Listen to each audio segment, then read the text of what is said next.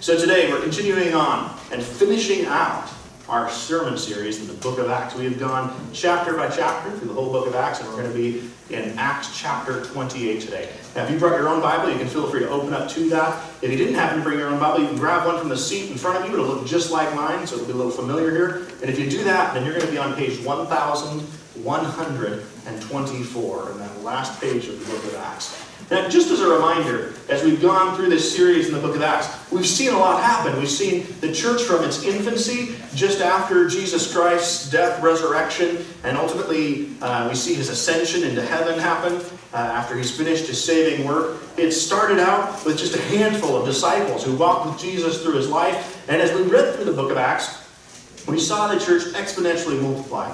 Churches went throughout all of Judea into Samaria, and even throughout the other ends of the world, of the empire. The Roman Empire is filled with churches. And one of the ways that God did that, we saw, is through the Apostle Paul, a man who started out persecuting and murdering Christians, and yet had an encounter with Jesus Christ, a miraculous one on the road to Damascus, and that changed the trajectory of Paul's whole life. Now, Paul, at this point in time, has gone on 3 different missionary journeys, and church tradition holds that after his eventual release from Rome, where he's headed today, Paul will actually go out and have a 4th missionary journey. But it's not recorded in the book of Acts because Acts is written by Luke before that all occurs. So we'll see today, Paul has been falsely accused by Jewish leaders in Jerusalem of undermining the Roman government and of trying to desecrate the temple. And after being falsely locked up for 2 years without a fair trial, Paul ultimately calls upon his right as a Roman citizen to go before Caesar and to be heard by Caesar himself. Last week, we heard about the sea journey that Paul took in order to go from Caesarea, from the political capital of Judea, the province where Jerusalem is located, and to travel from there to the capital city of Rome. So if we go to the next slide, we can see a map here. Just to remind you, because there's a lot of places here, and I'll tell you just a brief reminder of where we went last week, and then we'll hear where we're going this week on the map. So we started out clear over on the right-hand side here in Caesarea, and if you follow the line, they went up along the coast around Cyprus. Eventually, strong winds hit them, and so they went south of Crete, and they had a big decision to make in Fair Havens. They really wanted to make it to a better port in the city of Phoenix, which is only a few miles away. But Paul had warned them, if you do this, it's going to mean disaster for us. We're going to lose the ship. There's going to be a lot of damage for it. Nonetheless, the crew and the Roman officials who were overseeing Paul decided to make a run for it. They wanted to head up to Phoenix in the winter there. Instead, hurricane-like winds began. They got blown way off course, and by God's grace, they crash-landed, of all things, at the Isle of Malta. Now, from the Isle of Malta, where our story picks up today, they're going to actually have to make a trip clear up to the city of Rome. And we'll hear about this in the first half of the passage that we read, about how Paul goes from this desolate island with a small local populace and eventually makes his journey clear to the capital city of Rome. As we usually do, we're going to take our passage today, we're going to break it down into 5 sections, and as we read it, we'll stop and we'll talk about it, and I hope that God will use that to bring it to life for you. Let's go ahead, and before we begin with verses 1 through 6, let's take just a moment and come before the Lord in prayer.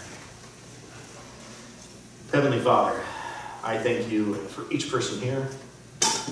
Thank you, Father, for how you led them here today. I know that their presence is an indicator that you have something you want to communicate to each of us. And so, Father, we just pray that you would be at work. Help us to push aside the distractions of our week. Help us to have eyes that see and ears that hear as we study your word. We love you, and we pray these things in Jesus Christ's name and merit, Father. Amen. All right, Acts chapter 28. We begin today with verses 1 through 6. Once safely on shore, we found out that the island was called Malta. The islanders showed us unusual kindness. They built a fire and welcomed us all because it was raining and cold. Paul gathered a pile of brushwood, and as he put it on the fire, a viper, driven out by the heat, fastened itself on his hand. When the islanders saw the snake hanging from his hand, they said to each other, "This man must be a murderer, for though he escaped from the sea, the goddess Justice has not allowed him to live." But Paul shook the snake off into the fire, and suffered no ill effect. The people expected him to swell up or suddenly fall dead. But after waiting a long time and seeing nothing unusual happen to him, they changed their minds and said he was a god. Okay, so you might, as a reminder, last week as the last chapter ended out, we heard about this ship crashing into a sandbar on the coast, off the coast. Many of the people on the ship weren't even able to swim, and yet God had promised that of the 276 people on that boat, every one of them would survive. And so they all jumped overboard as their ship was dissolving from the aft end, moving forward from the waves of a hurricane, force wind and water tearing it apart. Everybody got out and they got onto shore. And it seems like that could be the end of the story. But if you've ever been in really cold ocean water on a really cold day, you'll know that your survival story doesn't end when you get out of the water, right? You still will be freezing. And you still have to solve that problem. And to make matters worse, it's windy and it's raining. And so you're not just going to lay out in the sun and dry off and enjoy yourself. There's nothing like that. And for Paul and his friends, they get off this boat and they're not out of a crisis yet.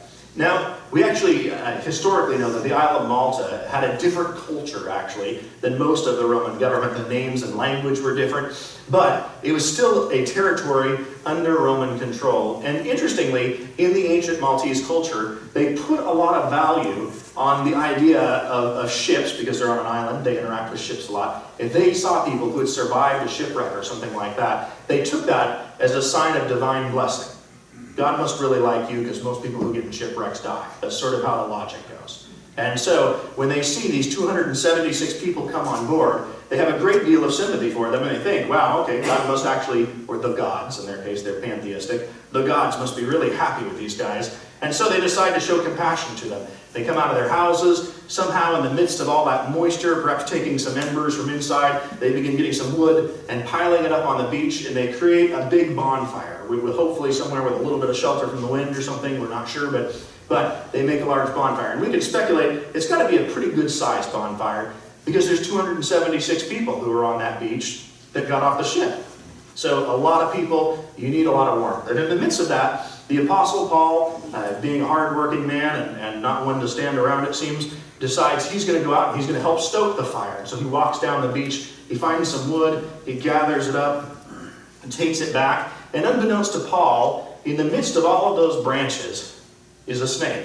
Now you might wonder, why doesn't the snake just run off? It's sort of intriguing here, but this matches biology. Snakes in cold weather tend to hibernate. That's what they do. They go into a dormant state. They're nowhere near as active. And so this snake is probably in that same state. He's quite alive, but he's in slow motion right now. And as Paul comes up to the fire, we can imagine perhaps he's throwing some of these branches on, kindling the fire, and in the midst of that, that reptile starts to warm up, and pretty soon, in some mixture of events with him throwing a branch, that snake, that viper, reaches out and pops onto his hand and grabs a hold of it. Now, to the local islanders, there's no question about the way this story is supposed to end. They look at Paul, and they figure, if 276 out of 276 people, by some miracle, survived that shipwreck, but now this guy gets bit by a venomous snake, the goddess Justice must be unhappy with him. He must be a murderer or some sort of evil person, because obviously Justice, the goddess Justice, wanted to catch up with him. Now in the Greek pantheon, there is actually a goddess of justice. That's what they're referring to here. And so even though they have a subculture, they still largely worship the same Greek pantheon that most people have, and the Romans themselves took from the Greeks. The names change slightly, but the main characters are effectively the same. They see this as an act of the gods, and so they watch. They know this guy's dead. He doesn't know yet, but he's dead. And as they wait, they're expecting to see big marks and swelling and inflammation, and for him to die in short order. But Paul, after shaking the snake off of his hand into the fire, is completely unfazed by it. And in a weird, ironic twist, the islanders change their mind, and they say, well, he must not be a terrible murderer. Apparently he's a god. It's a big contrast. Somebody's estimation of him changed a lot in 5 minutes, didn't it? Now, in ancient cultures, this would have been a common way of perceiving things. It would have been common, especially when people believe in there being thousands of gods, seemingly a god for every rock, tree, and bridge, that if something bad happens to you, it must be because the gods are angry at you. And so, in their culture, it would have made sense to think this, and then to see somebody who supernaturally somehow is not affected by snake venom, something that is not a common trait, you might have noticed, then these people start to think, okay, well then, we believe God's could just be walking around among us. He must be one of them. This guy must be completely supernatural. And just to say this up front, from the Christian perspective, we don't think that if bad things happen to you, it's because God hates you. That's not actually the way our logic works. We know that God could allow things to happen in our life in order to get our attention. He could allow them to happen in our life because he wants to use the way we pass through it as a testimony to others to show how great he is. There's all kinds of reasons that bad things can happen in our life. And from the Christian perspective, we wouldn't think if you got bit from a snake, you must be an evil murderer. So you can still come and talk to us, and you can even go to the hospital. There'll be no judgment there. But the Christian perspective is a little different, though, than what the Maltese one would have been. So here Paul is, and already a miracle has happened in the time that he's been there. And we'll see that Paul actually is going to now need to find some place to stay on this island. Because as we've discussed in the past, in the Mediterranean Sea, there's about 3 months of the year where if you don't have a diesel-powered boat, you really have no business boating around it. You need some modern vehicle to move around. And a sailboat, an ancient sailboat, for about 3 months of the year was not something. Starting by mid-October, most of the Romans would have thought you were suicidal to stay out on the water from then to about a 3-month period going forward. And the implication of that is now they're on the Isle of Malta, this small obscure island, but they have to find somewhere to live for 3 months. They have to find something to do with themselves because no ship's going to be venturing out into all of that. So let's see how God takes care of that need. We'll now continue on with verses 7 through 10. There was an estate nearby that belonged to Publius, the chief official of the island. He welcomed us to his home and showed us generous hospitality for 3 days. His father was sick in bed, suffering from fever and dysentery. Paul went in to see him, and after prayer, placed his hands on him and healed him. When this had happened, the rest of the sick on the island came and were cured. They honored us in many ways, and when we were ready to sail, they furnished us with the supplies that we needed. Okay, so Paul is very fortunate. We don't know what happens to all 276 people, but Paul and the people with him, which would include the Roman guards who are responsible for making sure that he doesn't escape, are all welcomed into the home of this Roman official. Now we know this is a Roman official because the Maltese would have had their own ethnic variety of names, but this guy is in a place of authority, and he happens to have a very Roman name. That's probably not a coincidence. So he's sort of the smaller equivalent of a governor for this island. He's responsible to oversee it, in all likelihood, for the Romans, to collect taxes, to make sure that no one's trying to usurp the government, because even though this island has its own subculture, it still is owned by the Empire of Rome, and Rome doesn't want to see them rebel. And so, being one of the wealthier people on the island, and perhaps recognizing that Paul is a Roman citizen, and that it would be prudent to help the Roman citizen and all the Roman soldiers with him, Publius welcomes them into his home. He begins to feed them. He gives them a place to stay, takes care of their needs for 3 months. I know most of you probably feel like guests sort of start to wear out their welcome after a week or two. Can you imagine 3 months with 20 or 30 people staying at your house? That would be something else. But Paul is there, and while Paul is there, he hears about Publius' father, who has got dysentery, who's had a severe digestive infection of some sort. And Paul goes into this man and comes and lays hands on him, prays for him, asks God to heal him, and miraculously, he's cured. And that isn't the end of it. The people on the island hear about the miracle that Paul has done and that God has empowered him to do. And they soon bring everybody else from the island who's sick, which I guess we could understand. Who wouldn't want to do that when they have that opportunity? And so those people line up. We frequently see this in the New Testament where God will use supernatural blessings like this in order to establish his church. And I can't help but think not only of what the Maltese that were being communicated with and he was staying with would have thought, but you have to wonder, for these 275 people who were there with Paul on that ship, what must they be thinking at this point?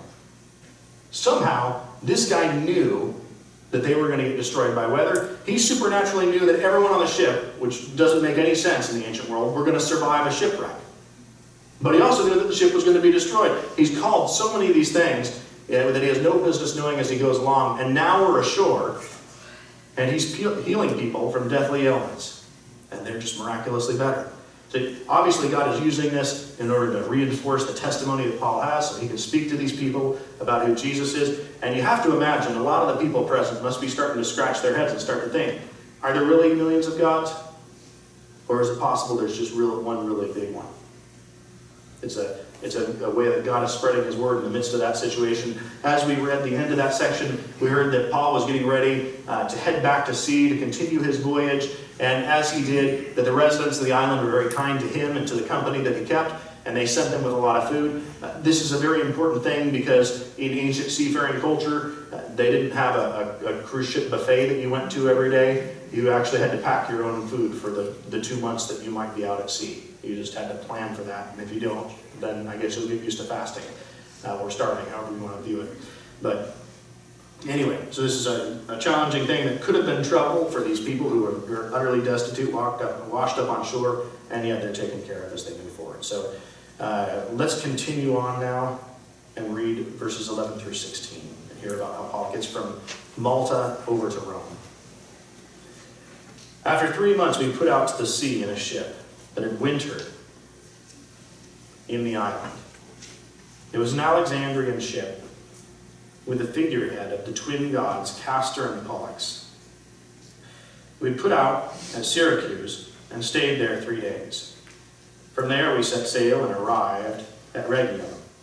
The next day the south winds came up, and on the following day we reached Puteoli. From there we found some brothers and sisters who invited us to spend a week with them. And so we came to Rome. The brothers and sisters there had heard that we were coming, and they traveled as far as the Forum of Appius and at the 3 taverns to meet us. At the sight of these people, Paul thanked God and was encouraged. When we got to Rome, Paul was allowed to live by himself with a soldier to guard him.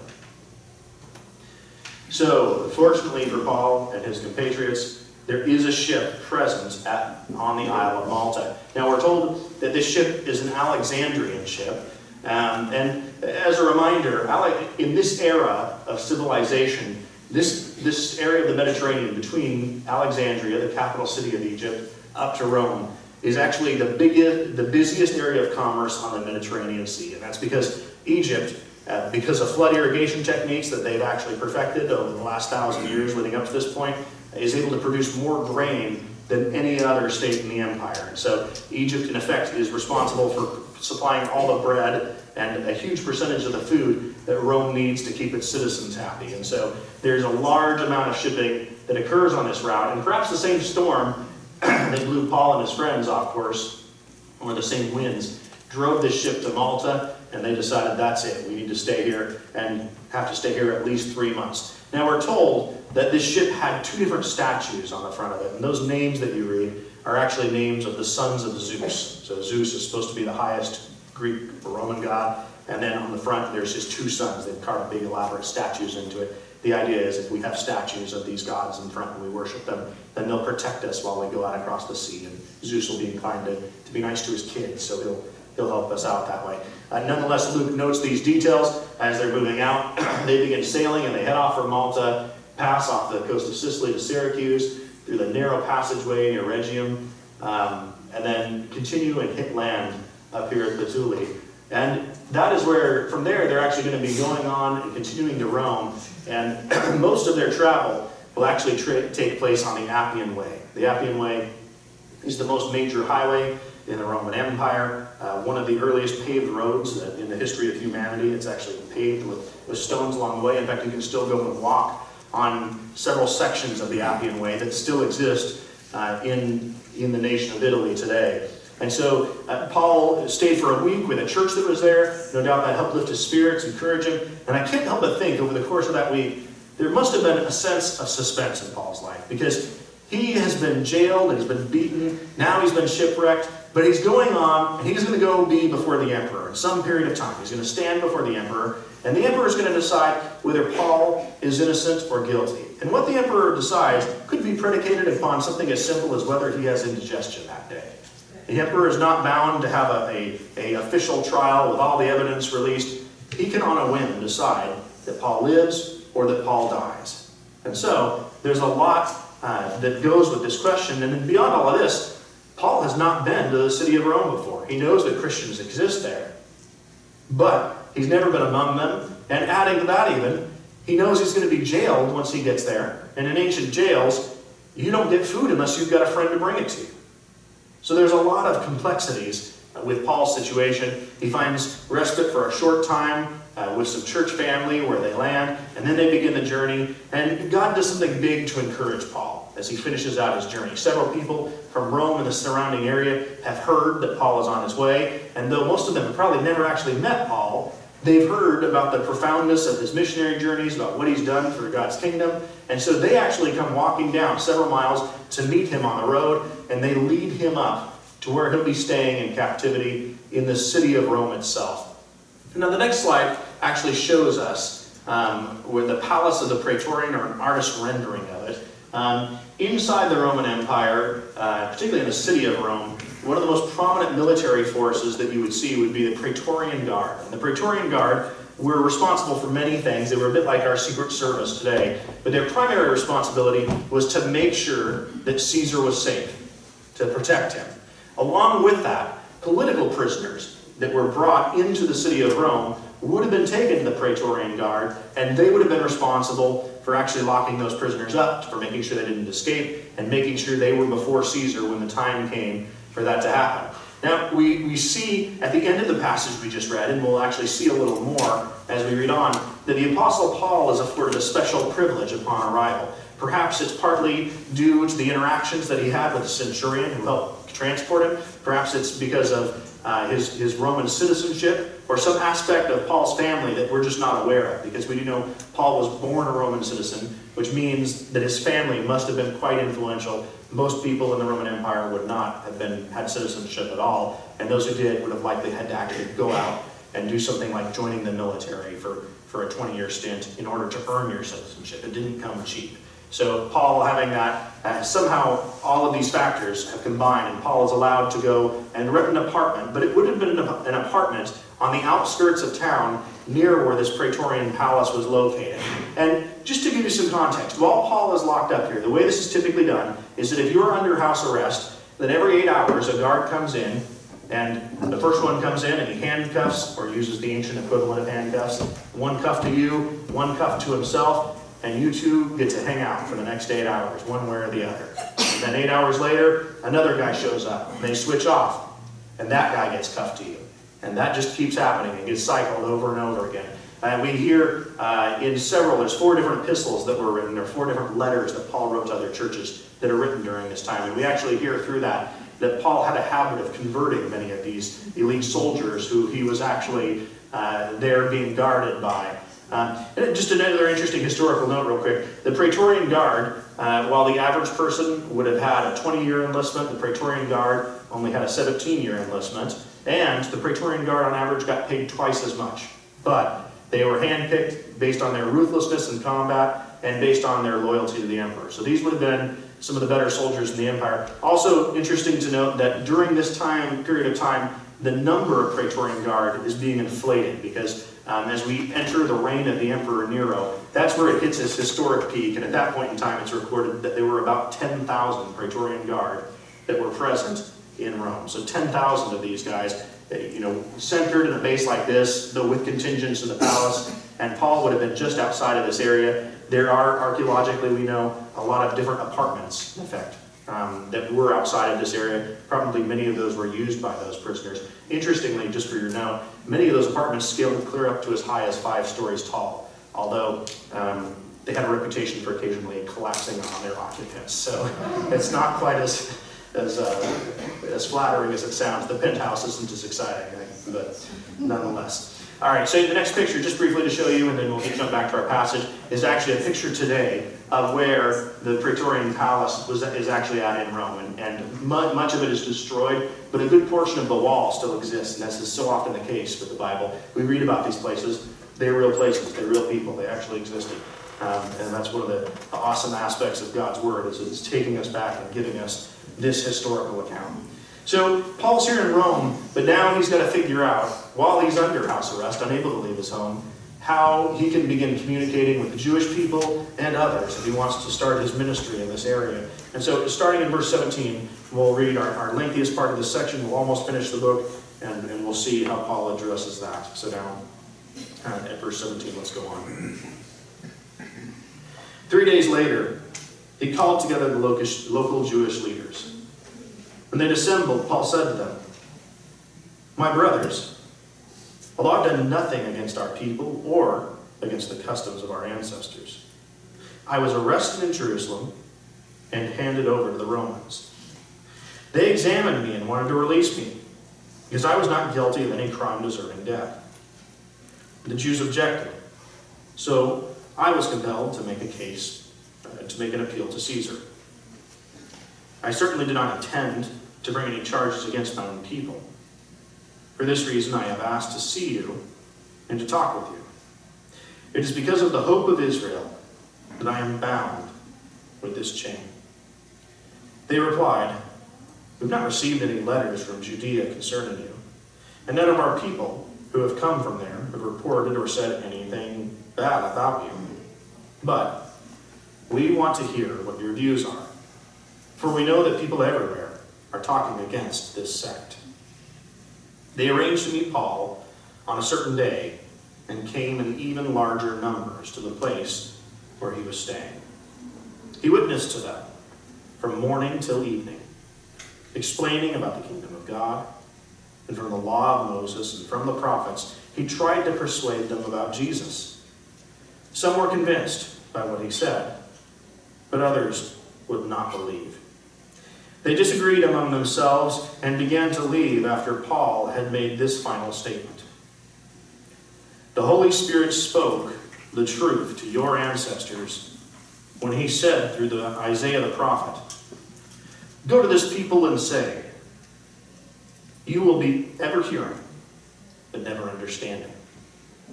You will be ever seeing, but never perceiving. For this people's heart has become calloused, and they hardly hear with their ears, and they've closed their eyes. Otherwise, they might see with their eyes, hear with their ears, understand with their hearts, and turn, and I would heal them.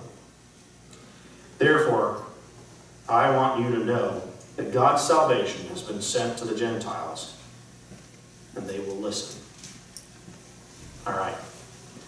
Now, Paul, I think, has several motives in asking the Jewish leaders from the local synagogue to come speak with him. And one of them is that if Paul goes before Caesar and defends himself, in effect, it's going to sound like he's belittling Jewish leadership back in Jerusalem.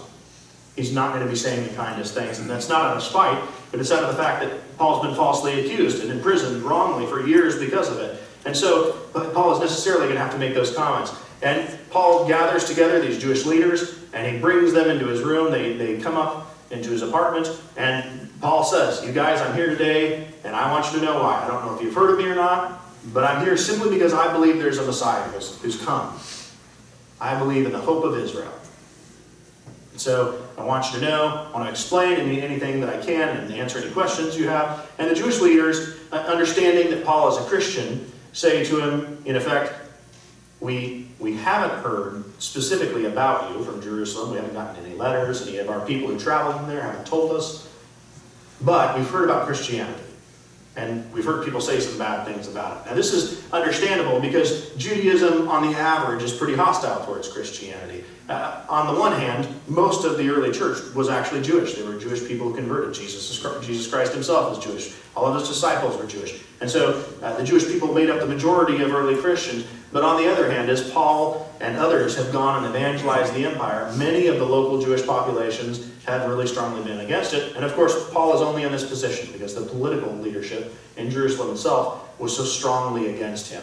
And so they go ahead, and this group gathers up, and they even bring more people back the next day. They bring a large audience before Paul, and Paul begins teaching them. He starts out that morning sharing with them about who Jesus is, and we get an idea of what Paul has to say. We're told that he uses the law, the first 5 books of the Bible that lay out the way that the nation of Israel is supposed to live and tell about its origin, and the prophets. all the prophetic books in the Old Testament that follow that. And through that, no doubt, Paul is pointing at the 350 or so prophecies in the Old Testament that talk about the Messiah and who he's going to be. He gives these faithful Jewish people an explanation from their own scripture showing, I didn't make this Jesus thing up. God's been talking about it for thousands of years. You can read it right here.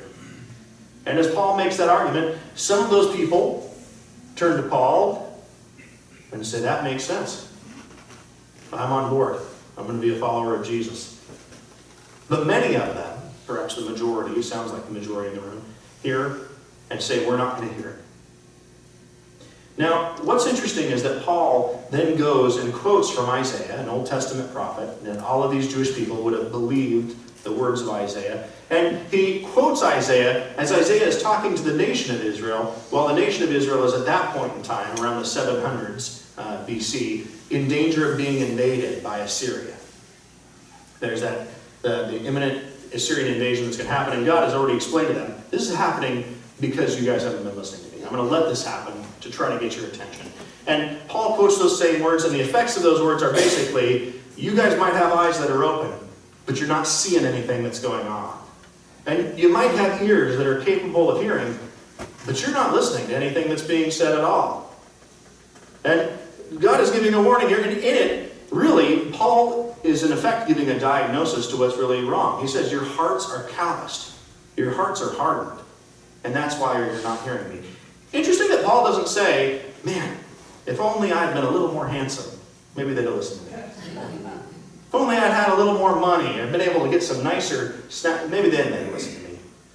Paul doesn't say, well, my argument, if it could have just been a little more logical, maybe then these people would have heard what I had to say. None of that was the real reason Paul realized why these people were turning away. In this case, Paul diagnosed that these people right now in front of him were the same as those people back then in front of Assyria. They were ignoring God, but it wasn't because they didn't have eyes that could see what was happening, and it wasn't because they didn't have ears to hear God's truth. It was because they intentionally decided to not do what God said. They knew what God said, but they decided they had another plan that would work better. And so they went that way with it.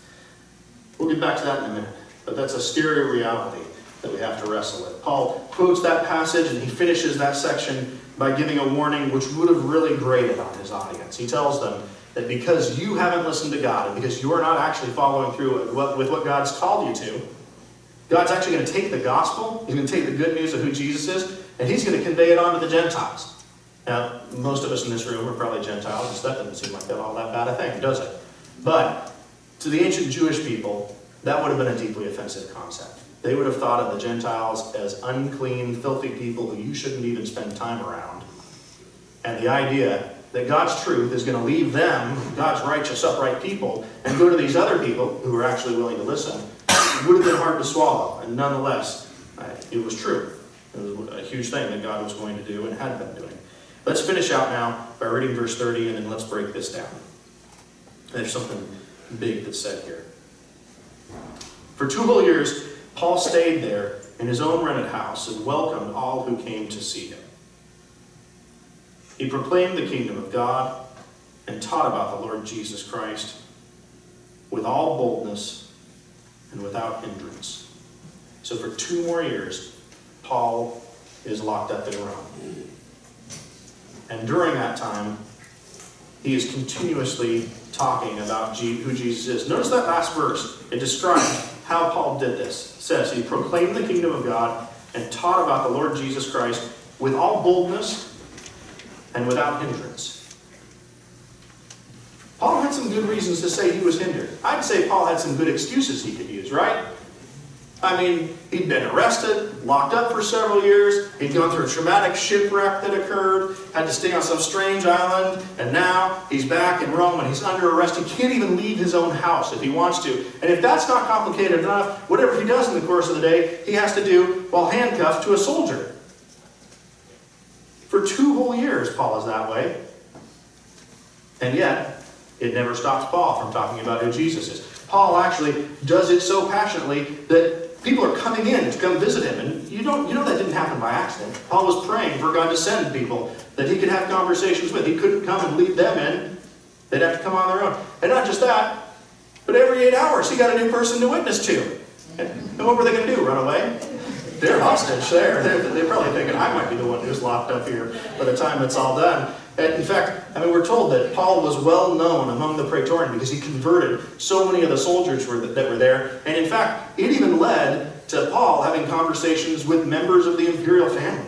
People in close proximity to Caesar actually came to know who Jesus Christ was because of Paul's relentless ministry that was going on. What I want to point out here in this passage is a twofold thing. That many of the people who were sort of in the church of the day, those Jewish people, they didn't hear God. They didn't hear what God was doing. God had been talking about it forever, and they missed it. But they missed it because their hearts were hardened. Right? They had the capacity to hear. They could see what was going on. Paul explained everything in a logical way that should have resonated. But they had their own agenda. Maybe they were comfortable with the life in the synagogue. Maybe they liked the respect they had in the religious establishment that was there, and the idea of leaving it was uncomfortable. Whatever it might have been, God was telling them to do something, and they were coming back with the answer no. And I have to say, the word no is a dangerous one with God. And just to speak from experience, I remember years ago when I moved to Las Vegas, I went around and I was searching for a church to plug into. I was hoping to find the church home. It was my first time. But no, it was my second time, I guess, looking for a new church home, living on my own, getting to make those decisions. And in a big city like that, there were a lot of choices. I hadn't been to a whole ton of different kinds of churches, and so I got some of those experiences and was kind of surprised by all the different ways that people worship. But in the course of that, I just couldn't seem to find a place where I felt like I was at home, where it seemed like I was supposed to be. Then one Sunday I woke up and I was tired and worn out, and I decided I'm just going to stay home today. I'm not going to bother going. And the next week, I thought, same thing. 2 weeks in a row, that's not a big deal. I don't even have a church I belong to. No one will know I'm gone. It's handy. Pretty soon, 2 weeks turned into 6 months. And do you know, when you haven't been going to church for 6 months, you often don't even think about the fact that you haven't been going to church for 6 months, do you? You know God wants you to do it. But you've gotten so familiar with saying no to Him that you don't even notice that you're given the no anymore. But it's not just going to church. It's other areas of our life, right? Maybe there's somebody that God has been wanting you to go ask for forgiveness from. Somebody you wronged that you need to have a conversation with. Maybe there's a relationship that needs to be repaired. Maybe there's a way that He wants you to serve or to give or to get involved in His kingdom. Whatever it might be, God has a number of special callings in our life, along with a whole Bible filled with different directions for how we should live our life. And if we're honest about it, it's way too easy to get in the habit of saying no. And this hard heart thing, it's dangerous. Let me say today, if you're here today and you haven't started a relationship with Jesus yet, I want to encourage you, have a soft heart. Really consider it. Actually looked into and research whether this Christianity idea is a reality or not. And dig through the evidence, pray, take a step of faith and see if God's really there, because if you do, He'll reveal Himself to you. And if you don't, you'll actually miss out on one of the most incredible aspects of human existence. God, who created the universe, who hung everything into motion. He wants to have a personal relationship with you. You can know Him on an individual basis. And it'd be really sad if you lived your whole life and missed out on that. But it's not just that. If you spend your life without Him here, then you get to spend your life without Him in eternity, and it's not a pretty way. So there's another thing. Those of you here who are already believers, though, I want to encourage you, look for areas in your life where you've had a hardened heart. Where is it? You might be coming regularly to church and serving in some ways and involved. That doesn't mean that there can't be areas where you're being willfully disobedient, right? So ask the question. Really look into it, because a hardened heart has led more than one person astray. It led a multitude of people right there in front of Paul. And he's quoting from Isaiah. It was happening back then. This is a timeless trouble that we fall into. And the greatest irony is, Paul is only in the position he's in because he hasn't had a hardened heart. Because he's been open to doing whatever God said, whenever God said, even if it meant that he would go to prison, even if it meant that he'd be in a shipwreck, even if it meant that people would beat him up, whatever it was, Paul just relentlessly did what God commanded. And as a result, there's all of these people that he's sharing his faith with. But the strange part is he's doing it while he's chained up. He's literally under house arrest and chained up to somebody else. And yet, the last words of this book say he was doing it unhindered. Are you following Jesus in an unhindered way? What's your excuse? See where Paul came at it from. If we do this, if we live it out right, we can really change the world. We can change things around us. God can make a profound impact, but it's going to take hearts soft enough to give him a yes and to be unchained and following him. And that is the challenge I want to give you guys today. Look for that area in your life. Turn it over to Jesus. You might be 90% right, but 10% wrong is still plenty dangerous. Find those areas of disobedience and turn them over to him. Have the soft heart and be unchained to go talk to others about that. At this time, I'm going to ask one of our leaders to come forward and to lead us in our time of communion and offering. As they do, I'll also ask our deacons who are going to serve to come forward and to ask you to join me in prayer. Lord, I'm certainly not least among men when it comes to not doing what you say at times. All of us have moments where you've commanded us one way and we've gone another. And Lord, in those areas where we've been persistent in it, where we've been turning away from you and it's become a pattern, I pray that you would help us to see them and to be courageous enough to acknowledge it in ourselves and to turn it over to you. Lord, we want to live lives like Paul did. However chained up we might be today, help us to be unshackled for you. Lord, we ask for your mighty hand to be at work in our lives. And we pray these things in Jesus Christ's name and merit. Amen.